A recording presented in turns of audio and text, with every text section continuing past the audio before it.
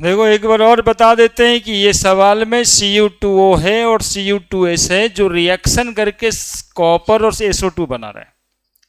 Question पूछ रहा था कि क्या ये रिडॉक्स रिएक्शन का ही एग्जाम्पल है, और है तो बताइए इसमें ऑक्सीडेंट कौन है, रिडक्टेंट कौन है, कौन ऑक्सीडेशन में गया और कौन रिडक्शन में गया। ये पता करने के लिए हम लोग एलिमेंट के माथे पे उसका ऑक्सीडेशन नंबर असाइन करेंगे, मतलब लिखेंगे।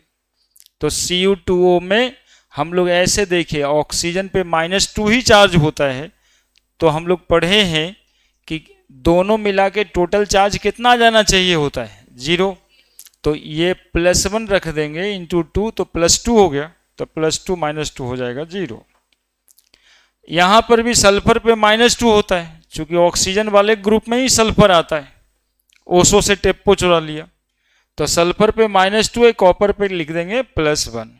इधर कॉपर एलिमेंटल स्टेट में प्रेजेंट है 0, और इधर SO2 ऑक्सीजन पे -2 इंटू 2 +-4 हो गया, तो सल्फर पे दे दिया +4।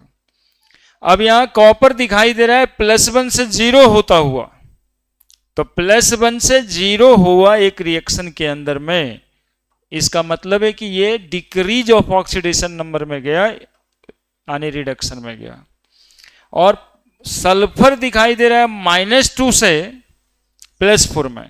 बोले सर ऑक्सीजन को नहीं देखे, तो नहीं देखते हैं ना, उधर भी -2 है इधर भी -2 है, तो क्या देखना है, जो चेंज हुआ उससे पता करेंगे ना ऑक्सीडेशन हुआ कि रिडक्शन हुआ। जिसका कोई चेंज ही नहीं हुआ रिएक्शन में, है ना, तो उसके लिए कोनो बात ही नहीं है। तो यहां से सल्फर का -2 से सल्फर का +4 हुआ है, इसका मतलब है कि ये इंक्रीज ऑफ ऑक्सीडेशन नंबर में गया, तो ऑक्सीडेशन हुआ। तो एक का रिडक्शन हो गया, दूसरे का ऑक्सीडेशन हो गया।